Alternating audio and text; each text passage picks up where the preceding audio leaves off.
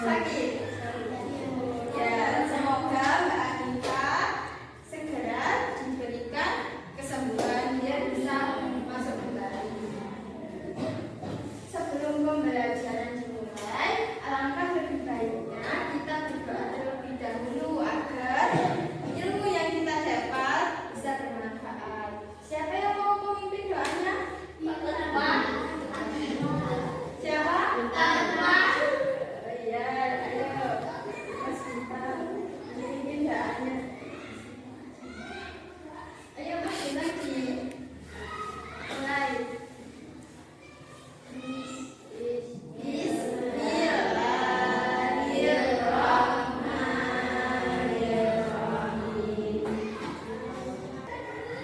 Masih ingat gak kemarin kita belajar apa? Lupa? Lupa ya, kemarin kita sudah belajar teks deskripsi ya. Untuk hari ini ada yang tahu kita mau belajar apa? Oh iya, teks prosedur. Sebelum kita mulai pembelajaran, mau kasih tahu tujuan kita mempelajari teks prosedur ini apa? Tujuan kita mempelajari teks prosedur ini, harapan Ibu semoga setelah mempelajari teks prosedur ini kalian bisa menerapkan teks prosedur dalam kehidupan kalian sehari-hari. Sebelumnya ke pembelajaran, kalian udah semangat belum? Semangat.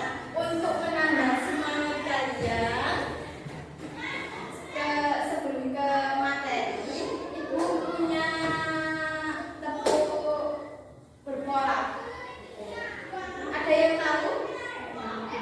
Ibu contohkan terlebih dahulu ya. Tepuk 1, tepuk 2, tepuk 3, tepuk 4, tepuk 5. Bisa? Ayo kita coba bersama-sama ya. Tepuk 1, tepuk 2, tepuk 3, tepuk 4, tepuk 5. Tepuk 5 3 kali.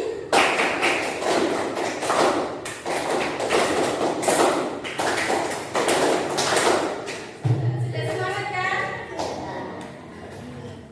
Kita ke materi. Sebelumnya ada yang tahu teks prosedur itu apa?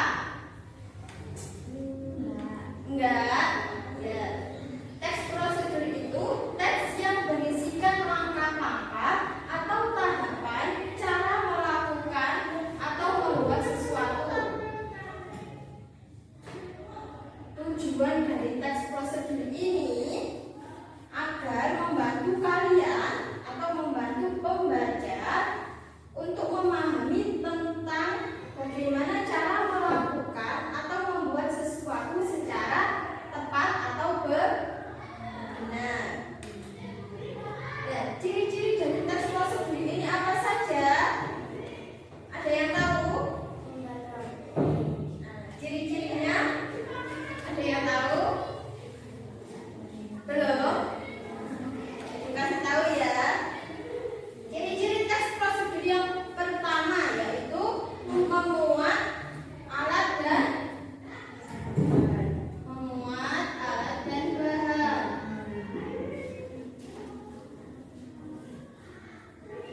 Terus yang kedua apa?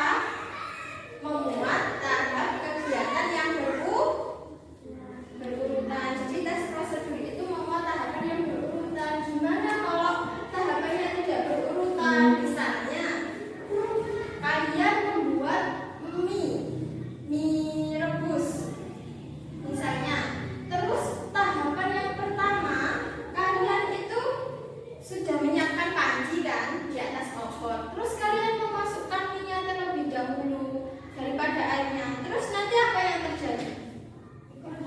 Tidak matang, ya kan? Jadi di dalam teks prosedur itu pasti berurutan. Nah, jika tidak berurutan nanti bisa gagal ya. Untuk yang ketiga apa ciri-cirinya? Menggunakan kalimat perintah yang singkat dan jelas. Misalnya biasanya dalam teks prosedur atau dalam resep makanan ya, atau juga di bungkus mie pernah ya. Masukkan